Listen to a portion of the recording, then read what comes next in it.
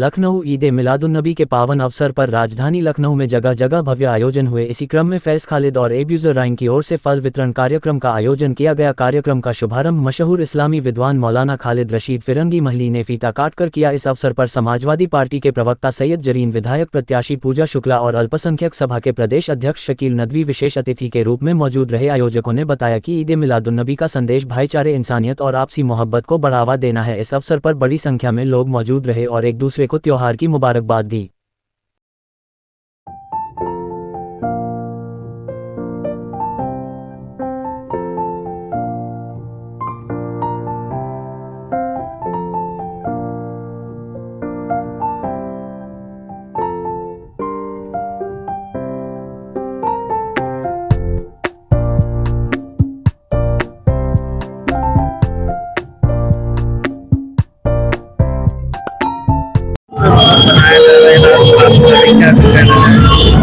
ये खुशी बासरत का मकाम है कि साल हम लोग पैगम्बर इस्लाम सल्लल्लाहु अलैहि वसल्लम के 1500 साल के जो हमें पैदाइश पूरे होने पर आज ये प्रोग्राम का इनेकाद हुआ है।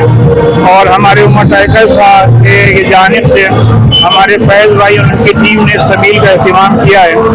और मेरी सबसे यही अपील है कि कल के जुलूस में सब लोग बहुत मुनाज़्ज़म अंदाज में शरीक हों और जो गाइडलाइन और जो एडवाइजरी की गई है उस पर पूरी तरीके से अमल करते हुए डिसिप्लिन वे में तमाम प्रोग्राम्स में और जुलूस में शिरकत करें।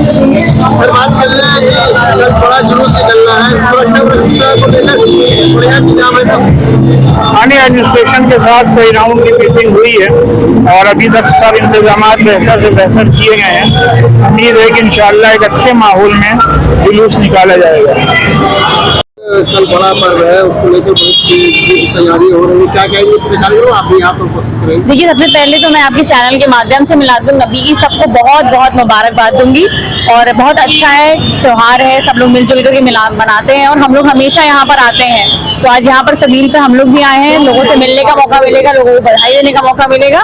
और ये त्यौहार हमेशा एकता और भाईचारे का पैगाम लेकर के आते हैं और उस पैगाम को हम लोग बढ़ाने का काम करते हैं। सुरक्षा व्यवस्था लोग कोऑपरेट कर रहे हैं, साथ में मिलजुल कर कार्यक्रम हो रहे हैं। जब जनता साथ में तो जाहिर सी सुरक्षा व्यवस्था अच्छी रहेगी।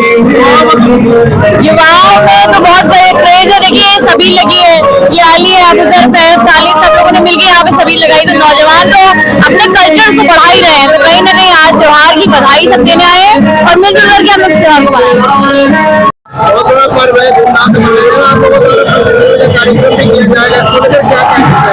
ये हम पिछले 20-25 सालों से कर रहे हैं और इसी तरह से सभी का एहतमाम होता है। आज के दिन हमारे नबी की पैदाइश का दिन है और बहुत ही खुशी का दिन है कि हम पिछले 25 सालों से जोश और खरोश के साथ मनाते आ रहे हैं और आपसी भाईचारे का संदेश देते हुए आ रहे हैं। और इस साल हमारे नबी की पैदाइश के 1500 साल पूरे हो रहे हैं। तो हमारा अपना ये मानना है, जिस तरह जो सीख हमारे नबी ने हमको दी थी कि आपसी भाईचारे की, और हमारे कुरान में ये फरमाया जा रहा है कि हमारे नबी सिर्फ मुसलमानों के नबी नहीं, कुल कायनात के, कुल आलम के नबी। उन्होंने वो पैगाम दिया, किसी सहाबा ने किसी ने नहीं दिया। वो हमारे आखिरी पैगंबर इस्लाम थे और उन्होंने ये संदेश दिया कि किस तरह जब वो दौर आया नबूवत का, हुजूर पाक सल्लल्लाहु अलैहि वसल्लम की नबूवत का दौर आया तो बेटियों को लोग जिंदा दफना देते थे। उन्होंने बेटियों के मर्तबे को बताया, जिंदगी के मर्तबे को बताया, किस तरह से सलीके पे जीना है ये बताया, किस तरह फक्र फाके में जिंदगी गुजर बसर करनी ये बताया। और साथ ही साथ ये संदेश दिया कि जिस मुल्क में रहे उस मुल्क से मोहब्बत करो। मतलब आप हिंदुस्तान में रहते हो तो हिंदुस्तान की सरजमी से मोहब्बत करो।